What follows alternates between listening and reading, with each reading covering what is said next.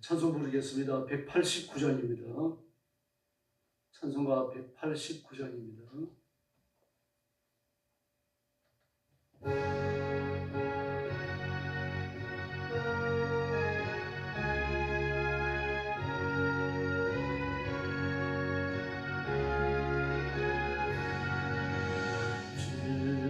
진실하신 조성령 성도 곁에 계시사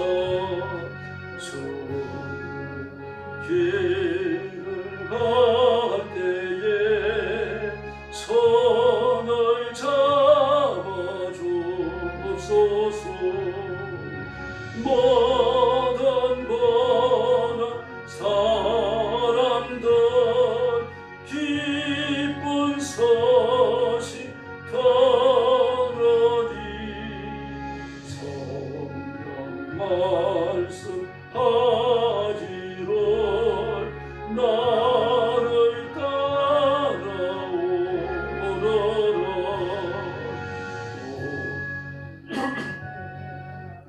계신 주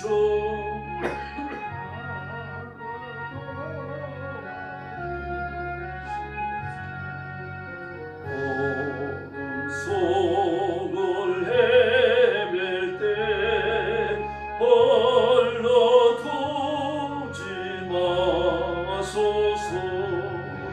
건강심이 일어나 사망 끊어질 때에 성령 말씀하기를 나를 따라오너라. 모든 수고 끝나고 편히 쉬기 바랄 때 하늘나라 밖에는 참된 위로도다. 저만 의식하고서 요단강을 건널 때 성령 말씀하기를 나를 따라오너라. 3절 부릅니다. 모든 수고 끝나고 편히 쉬기 원할 때 하늘나라 참된 위로도다. 저만 의지하고서 요단강을 건널 때 성령 말씀하기를 나를 따라오너라.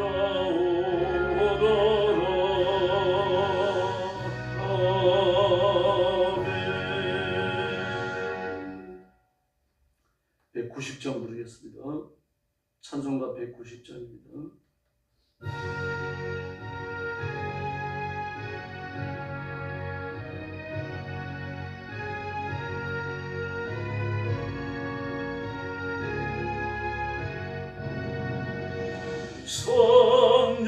성령이여 강림하사 나를 감화하시고 애통하며 회개한 맘 충만하게 하소서. 예수여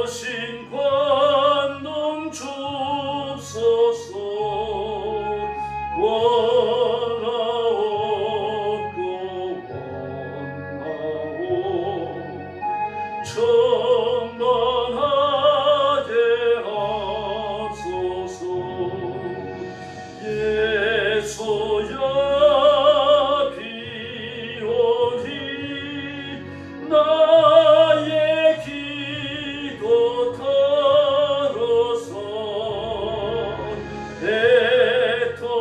애통하며 회개한 마 충만하게 하소서. 4절 부르겠습니다. 정케하고 위로하사 복을 받게 하소서. 충만하게 하시오니 무한 감사합니다.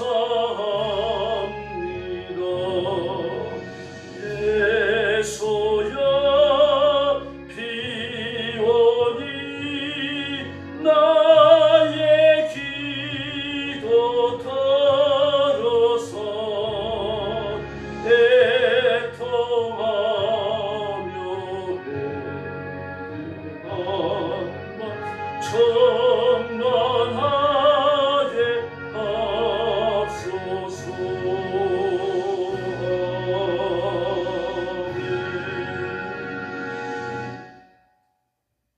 신앙 고백하겠습니다.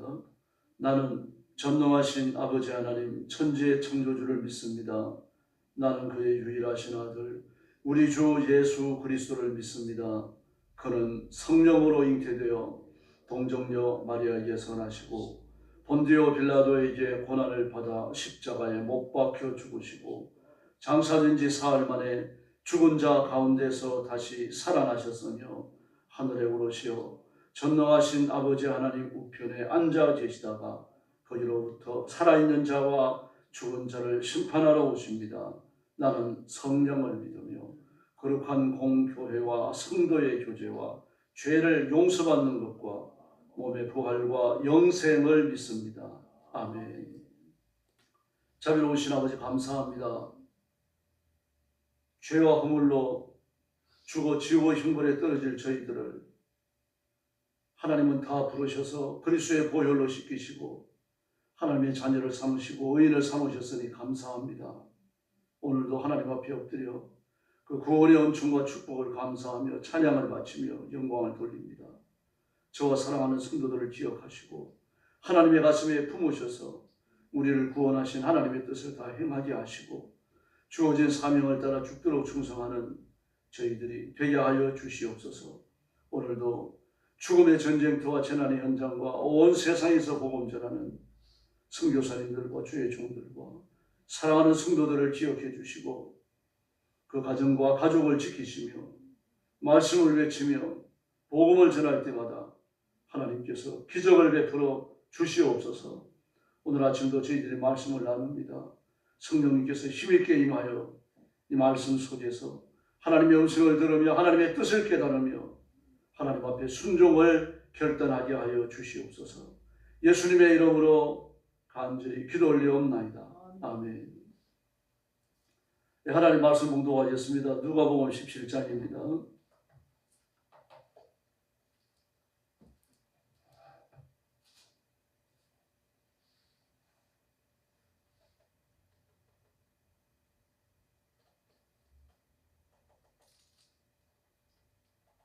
누가복음 17장 제가 봉독하겠습니다. 예수께서 제자들에게 이르시되 실족하게 하는 것이 없을 수는 없으나 그렇게 하게 하는 자에게는 화로다. 그가 이 작은 자 중의 하나를 실족하게 할진대 차라리 연자의 뜰이 그 목에 매어 바다에 던져지는 것이 나으리라. 너희는 스스로 조심하라. 만일 내 형제가 죄를 범하거든 경고하고 회개하거든 용서하라. 만일 하루에 7번이라도 내게 죄를 짓고 7번 내게 돌아와 내가 회개하노라 하거든 너는 용서하라 하시더라. 사도들이 주께 여짜오되 우리에게 믿음을 더하소서 하니 주께서 이르시되 너희에게 겨자씨에 하늘만한 믿음이 있었더라면 이 뽕나무들의 뿌리가 뽑혀 바다에 심겨라 하였을 것이요 그것이 너희에게 순종하였으리라. 너희 중 누구에게 밭을 갈거나 양을 치거나 하는 좋은 일이 있어 밭에서 돌아오면 그들을 곧 와 앉아서 먹으라 말할 자가 있느냐. 도리어 그들은 내 먹을 것을 준비하고 띠를 띠고 내가 먹고 마시는 동안에 수종 들고 너는 그 후에 먹고 마시라 하지 않겠느냐? 명한 대로 하였다고 종에게 감사하겠느냐? 이와 같이 너희도 명령받은 것을 다 행한 후에 이르기를 우리는 무익한 종이라 우리가 하여야 할 일을 한 것뿐이라 할지니라. 예수께서 예루살렘으로 가실 때에 사마리아와 갈릴리 사이로 지나가시다가 한 마을에 들어가시니 나병 환자 10명이 예수를 만나 멀리 서서 소리를 높여 이르되 예수 선생님이여 우리를 불쌍히 여기소서 하거늘 보시고 이르시되 가서 제사장들에게 너희 몸을 보이라 하셨더니 그들이 가다가 깨끗함을 받은지라. 그 중에 한 사람이 자기가 나은 것을 보고 큰 소리로 하나님께 영광을 돌리며 돌아와 예수의 발 아래 엎드려 감사하니 그는 사마리아 사람이라. 예수께서 대답하여 이르시되 10사람이 다 깨끗함을 받지 아니하였느냐? 그 9은 어디 있느냐? 이 이방인 외에는 하나님께 영광을 돌리러 온 자가 없느냐 하시고 그에게 이르시되 일어나 가라 내 믿음이 너를 구원하였느니라 하시더라.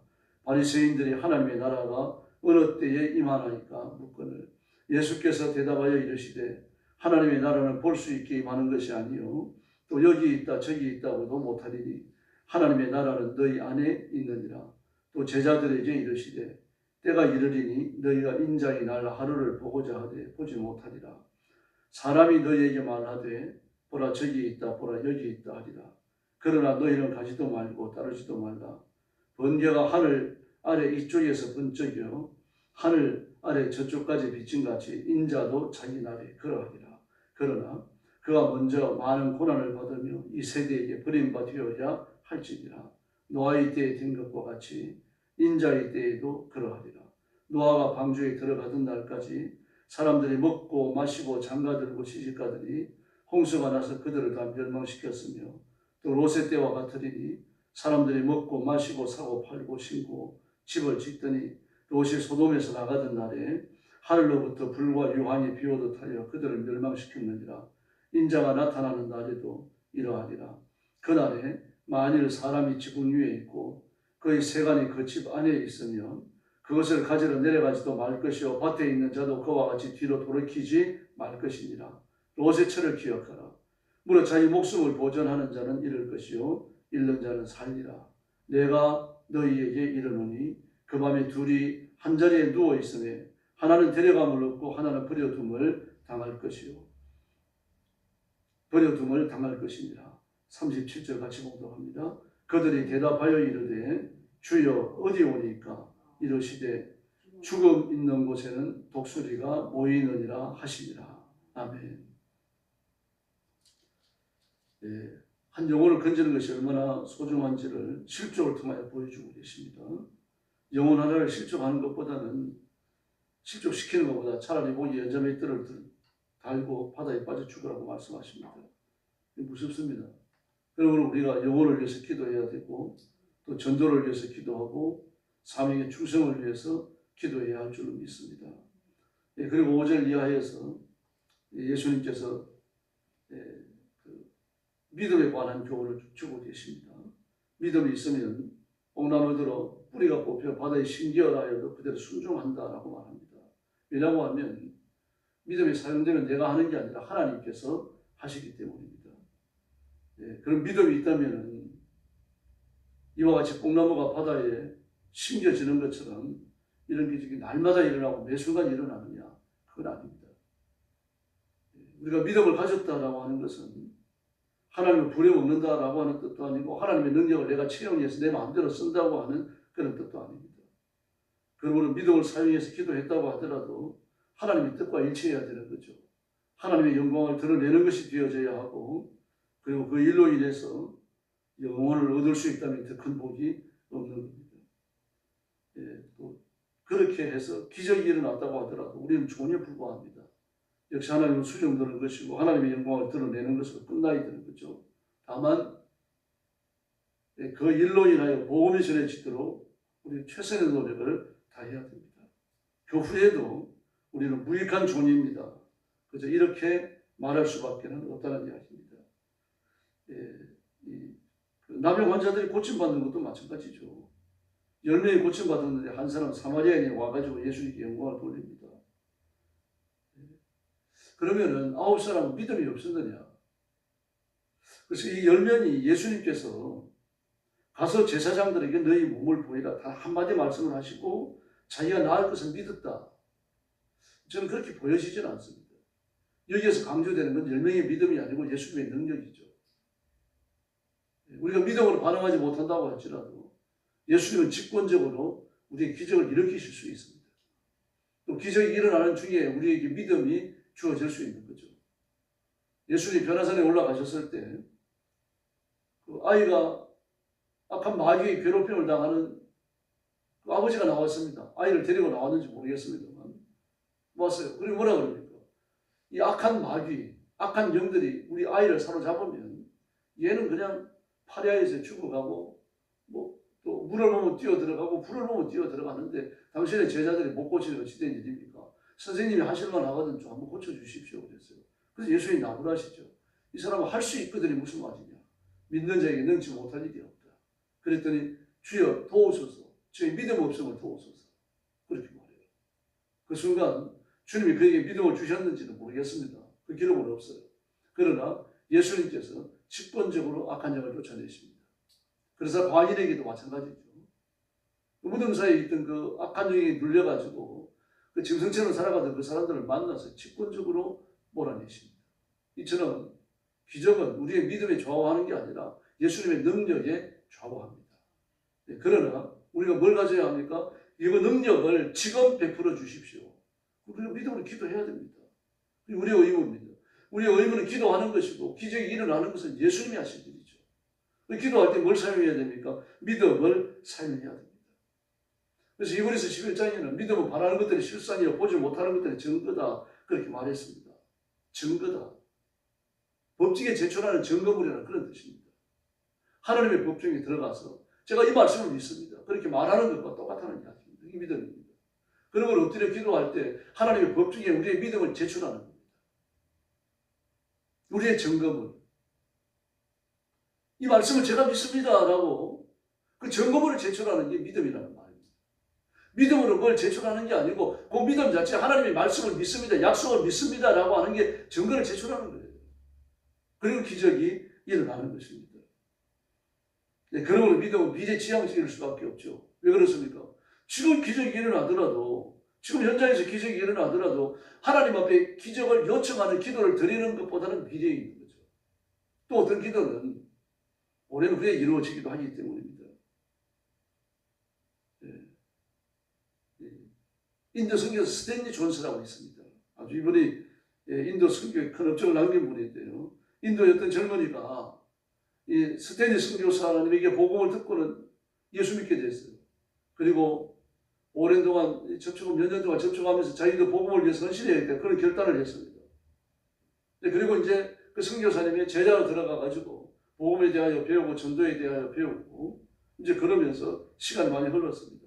근데 하루는 와서 이야기하는 겁니다. 목사님, 저는 목사님의 제자가 돼가지고 지금까지 목사님부터 배우고 기도하고 많은 사람에게 선교를 해왔지만 저는 한 번도 하나님의 음성을 들은 적이 없습니다. 혹시 제가 믿음이 없어서 그런 거 아닙니까? 그랬어요.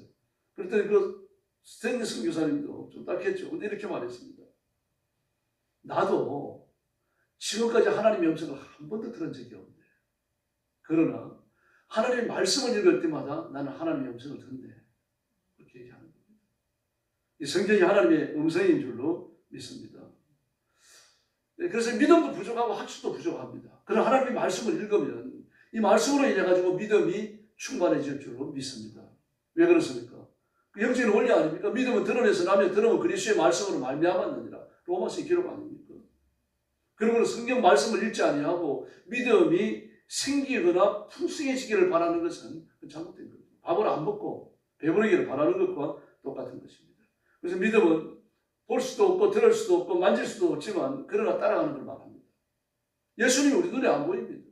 예수님의 음성이 들리는 것도 아니고 예수님 만져볼 수도 없어요. 그래도 예수님을 따라가는 겁니다. 이게 믿음입니다. 예수님이 살아계심을 믿고 예수님이 나와 함께 계심을 믿고 예수님이 나를 사랑하심을 믿는 거죠. 보고 듣고 만진다는 것은 감각의 세계입니다. 그러나 믿음은 감각의 세계에서 일어나는 게 아니죠. 영의 세계, 보이지 않는 세계, 만질 수 없는 세계, 들을 수 없는 세계에서 일어납니다. 그 딸이 악한 약한 영에 눌려가지고 고통을 당하는 수르보니게 여자예요. 두로 여자였죠. 두로의 삶은 헬라 여자였습니다. 주님이 그를 만났어요. 그 여자가 자기의 딸을 데리고 온 것 같지는 않아요. 혼자 온 것 같아요. 근데 뭐라 그럽니까? 주님, 제 딸이 약한 영에게 눌려가지고 고통당하는데 주님이 치료해 주십시오. 그랬더니 뭐라 그럽니까? 나는 이스라엘 집에 잃어버린 양들 외에는 보냄을 받지 않았다. 근데 바짝 매달립니다. 제 딸을 고쳐주십시오. 이제 더 무서운 말씀을 하죠. 자녀들의 떡을 취하여 개들에게 던지기 마땅치 않다. 그랬더니 막 더 바짝 매달립니다. 예수님이 거절하면 거절할수록 더 가까이 예수님께 나가요. 맞습니다, 선생님. 그러나 개들도 주인의 상에서 떨어지는 부스러기를 먹고 삽니다. 주님이 이 말씀을 통해 가지고 수르보니게 여자가 자신의 믿음을 증명하는 걸 보십니다.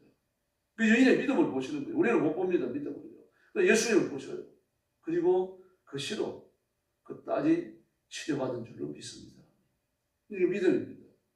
그래서 우리는 기도를 통해서 보이지 않는 영적 세계에서 우리의 결단을 통해 가지고 믿음을 제출해야 됩니다. 증거로 제출해야 돼요. 믿음 자체가 증거물입니다. 하나님이 그 증거물을 보고 싶어 하셔요. 아브라함도 마찬가지잖아요. 아브라함이 딸 이삭을 하나님 앞에 번제를 바치기 위해 가지고 칼을 들었을 때 하나님 말씀하십니다. 아브라함아 이제 됐다. 네가 네 아들보다, 네 독자보다, 네 100세에 낳은 네 아들보다 나를 더 사랑하는 줄 이제 알았다. 아브라함이 믿음을 제출했기 때문입니다. 믿음을 제출하는 게 뭡니까? 구체적 행동이죠. 그게 칼을 든 거였어요. 그러므로 믿음을 제출한다라고 하는 건 영적 세계에서 일어나지만 육신의 결단을 통해서 일어납니다. 기도를 통해서, 행위를 통해서, 11조를 바치고 헌금하는 걸 통해서, 이웃을 구제하는 걸 통해 갖고요. 힘들지만 전도하는 걸 통해 갖고요. 교회를 붙들고 기도하고, 목사를 위해서 기도하고, 온 세계를 가슴에 끌어안고 기도하고, 6월 3일 대통령 선거를 놓고 기도하고, 이게 전부 다 믿음을 제출하는 겁니다. 하나님 앞에 점검을 제출하는 거예요.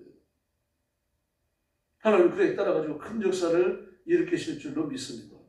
그래서 믿음은요, 많은 규칙을 만드는 게 아닙니다. 우리 규칙을 단순하게 만듭니다. 유대인들은 안식일을 기억하여 거룩하게 지키라. 이 말씀을 중심으로 해가지고 10가지 계명을 주시죠, 하나님께서요. 그런데 너는 나 외에 다른 신을 섬기지 말라. 너를 위해 세계 우상을 만들지 말라. 뭐 이런 식으로 쭉 하나님께서 말씀을 주십니다. 10가지 계명을 주셨는데 이스라엘 백성들 랍비들은요, 그 10가지 계명을 613개의 계명으로 세분화시켜버렸어요. 얼마나 하나 답답하겠습니까? 10가지 계명을 외우는 것도 힘든데 613가지 계명을 어떻게 외우겠습니까? 안식일과 관련된 계명만 하더라도요, 그게 뭐 수십 가지가 들어있습니다. 뭐 어떤 사람 213가지라고 그러더라고요. 안식일 2km 이상 걷지 마라. 불을 껐느냐 켜지 마라. 불을 켰느냐 끄지 마라. 뭐 이런 식입니다. 전부 다.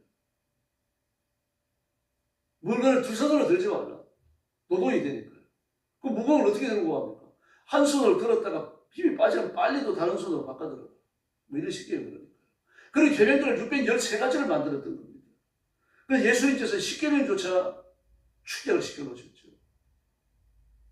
온 신과 마음과 정성과 모든 걸 다하여 내 하나님을 사랑하고 내 이웃을 내 몸처럼 사랑하라. 두 가지로 축소시켜버렸습니다. 그러므로 자기 스스로 만든 여러 가지 규제 때문에 고달프게 신앙생활을 한다고 하면 그 믿음이 아닙니다. 규제를 벗어나는 거죠. 규제를 벗어난다고 하는 건 규제가 필요 없다는 뜻이 아니고 초월했다는 뜻입니다. 예배에 참석하는 것이 규제가 되거나 법이 되고 나면요, 예배가 나를 자유롭게 하고 예배를 드림으로 은혜를 받고 예배를 드림으로 하나님의 영광을 누리는 게 아니고, 예배 시간에 쭉 둘러보면 아이고 누구 안 나왔네, 누구 안 나왔네, 뭐 이러면 신기가 불편해집니다. 예배가 규제가 되어버린 사람들입니다.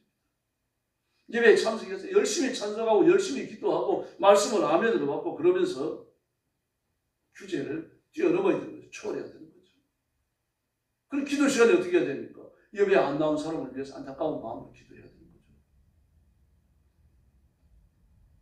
그러므로 하나님의 말씀을 읽고 사색하면서 까다로운 조항들을 만들어내는 건 옳지 않습니다. 바로 이와 같은 믿음이 우리를 새롭게 만들 줄로 믿습니다. 복음서에는 믿음 때문에 칭찬받는 인물이 나옵니다. 수르보니게 여인이 그랬죠. 로마의 백부장이 그랬죠. 이 사람들은 전부 다 한결같이 조목조목 따져가지고 이성적으로 체크한 사람들이 아닙니다. 그냥 마음을 물처럼 쏟아갖고 믿어버렸어요. 예수님만이 내 딸을 고쳐줄 수 있습니다. 예수님만이 제 하인을 고쳐줄 수 있습니다. 제 집에 오실 필요도 없습니다. 여기서만 명령해도 그 병과 따위야 순종합니다. 막 이런 식으로 뭐 덮어놓고 믿는다 뭐 그런 건 아닙니다만 전적으로 믿었습니다. 그래서 믿음은 능력입니다. 믿음은 문제를 해결하고 사단을 무력화시킬 줄로 믿습니다. 로마서 10장 17절에 믿음은 들음에서 나면 들음 그리스도의 말씀으로 말미암았느니라. 말씀을 부지런히 읽으시니 감사합니다. 더 열심히 읽읍시다. 그리고 날마다 믿음이 성장하고 성장한 믿음을 통해서 날마다 하나님 앞에 점검을 제출하고 그래서 기적을 일상생활 속에 체험하는 귀한 성도들이 되기를 예수님의 이름으로 축원합니다. 기도하겠습니다. 자비하신 아버지 하나님 은혜를 감사합니다. 오늘 아침도 저희들을 부르시고 말씀으로 양육하시고 말씀으로 권고하시고 말씀으로 보여 주시니 감사합니다. 하나님의 말씀을 읽으며 저와 성도들의 믿음이 날마다 성장하며 부쩍부쩍 자라게 하시고 믿음을 묵상하면서 이 믿음대로 살고 믿음의 권능을 체험하고 믿음을 제출하여 하나님의 기적을 삶 속에 체험하는 귀한 일꾼들 되게 하여 주옵시기를 간절히 원합니다. 온 가족이 다 예수 믿어 믿음으로 살며 믿음으로 복받는 가정들 되게 하여 주시기를 바랍니다. 성령께서 가정을 운행하시며 악한 마귀가 시험하지 못하게 하시며 하나님의 기적의 복을 체험하는 귀한 가정들 되도록 역사해 주시옵소서.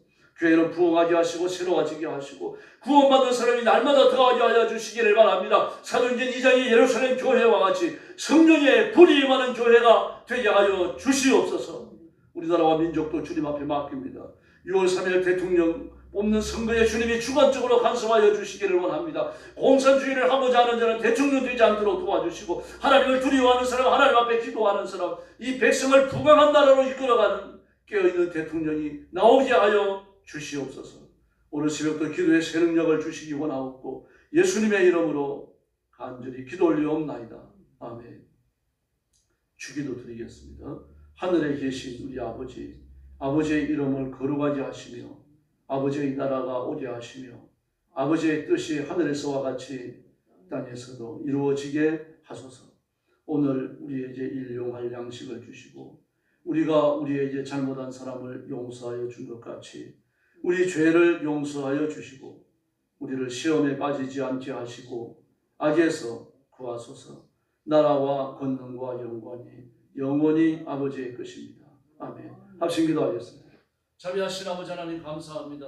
오늘 아침도 저희를 불러 하나님 앞에 영광 돌리게 하시니 감사합니다. 이 시간 주의 성령께서 능력과 권능을 보내며 저와 성도들을 살려주시고 마음을 물처럼 쏟아지고 하시고 믿음을 정금으로 제출하여 하나님의 응답을 받고 기적을 체험하는 귀한 새벽이 되게 하여 주시옵소서.